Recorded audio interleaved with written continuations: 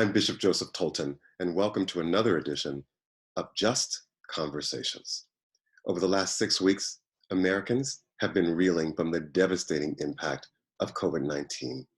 More than 50,000 Americans have lost their lives, and almost 500,000 Americans are now believed to have caught the virus.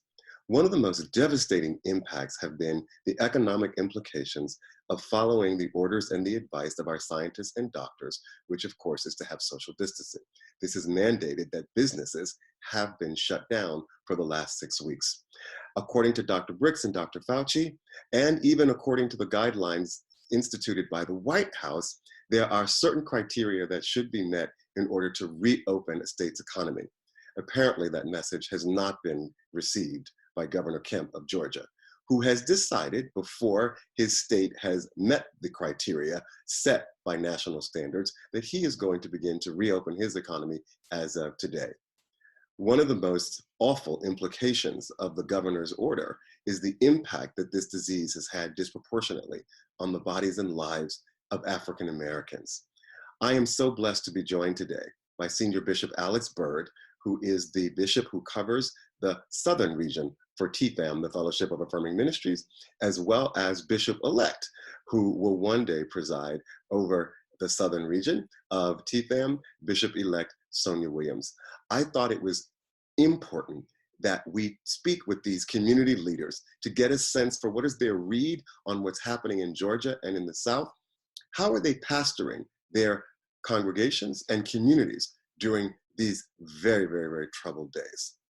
Not only do I want you to enjoy this conversation, but I pray that you learn from it and that you abide by the advice given by these distinguished clergy. Atlanta. God bless you both. I'm so pleased and so blessed and happy to have both of you here with me today. I just want to jump in, and I'm going to go right to Bishop-elect Sonia Williams in Atlanta. Governor Kemp has been late in his response. He's been oddly uninformed in terms of his understanding as to how the virus actually works. This is, of course, in contrast to Mayor Bottoms of Georgia, who has been very clear and decisive regarding the need for us to be more considerate of what the science has to say before we reopen the economy. The governor, of course, intends to reopen the economy as of this weekend. Bishop-elect Sonia Williams, what is going on in Georgia? Well, first, greetings and thank you for inviting me to this conversation. What is going on in Georgia? To echo what you said in your opening statement, we are seeing a ripping of the veil, where people are now having to choose between law and love, economy and equality, and politics versus people.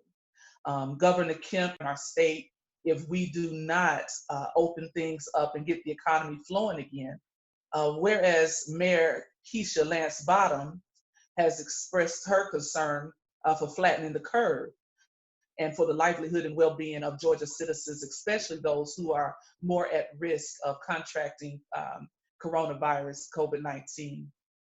And so basically, that is where we are. The state is supposed to open in phases. According to Governor Kemp's plan, he plans to open movie theaters, tattoo studios, hair salons, barbershops, and things of that nature, where clearly you cannot practice social distancing. And there's no way that we can open those places up without further spreading this virus to one another.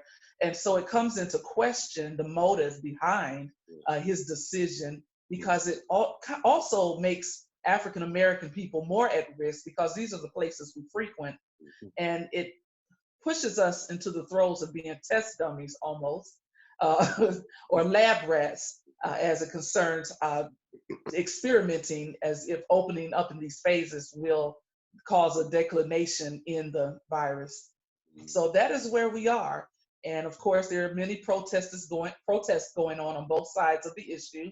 I lean more towards what Mayor Bottoms is putting into place, and that is stay home until we see the science say something different. Before I get to turn to Bishop Byrd there in Dallas, I want to tell you about a meme that I saw, which I thought was, funny but poignant.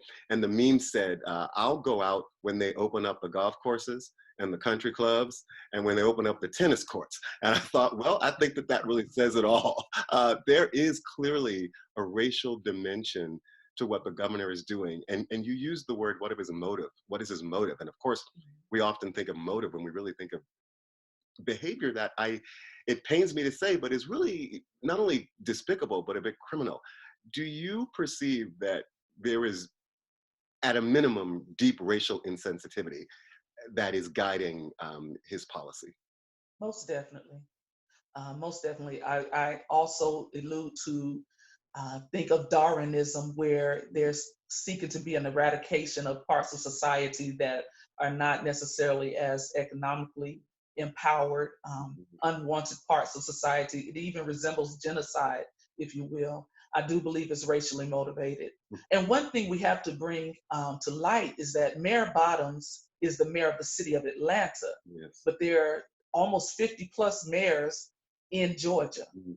And a lot of them are very right wing and conservative and support uh, Governor Kemp's decision. When you go at least 30 minutes outside of Atlanta, you're in a whole different world. Atlanta is the Black Mecca. Yeah. But when you leave Fulton County and in the city of Atlanta, there's a different world with a whole different set of ideas.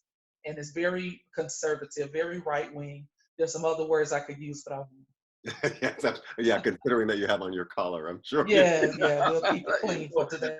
uh, Bishop Byrd, Bishop-elect Sonia described this as akin to Darwinism, and that's a Mm. chilling analogy as we talk about this really being about the survival of the fittest and really almost being kind of a proactive attempt to undermine the life and well-being of Black people. We think about the meccas of Black people in the South, like Atlanta and Memphis and Houston and Charlotte.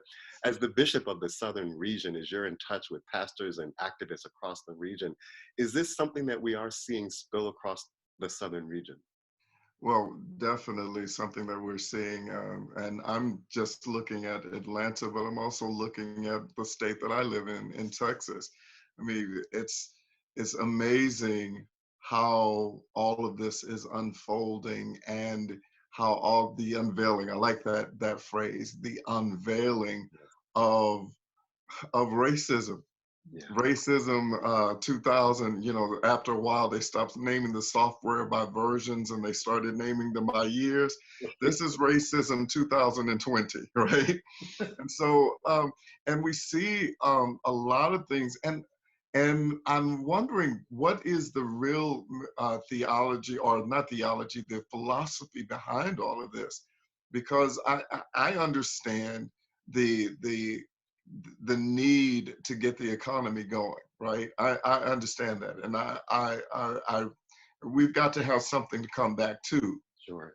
But if there's nobody to come back, then what is the comeback to? I mean, things, we're seeing it in the ways the leaders are talking about this. For instance, there was a comment, of course, I'm probably sure you've heard about it, the comment made by our lieutenant governor. Yeah. I want to get that comment right. It's reported that he's saying that that it is more important, the economy is more important than living. Now, how does that work?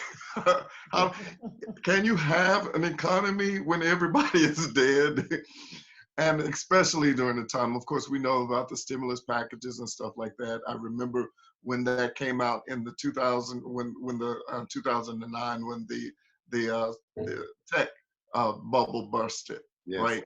They were upset with our people, the less economically sound people, Yes. because they gave us money in order to stimulate the economy, so we needed to spend it. They gave us money to spend, and then they got mad because some people were saving it, right? Yeah. And the same thing is going on now. Now they're giving the stimulus to our people again to get the economy up, but they're also using it as a tool to actually put us in positions to die, basically, to die, and really killing us off with this virus. This whole system of social injustice as it relates to the healthcare system is really showing its head right now.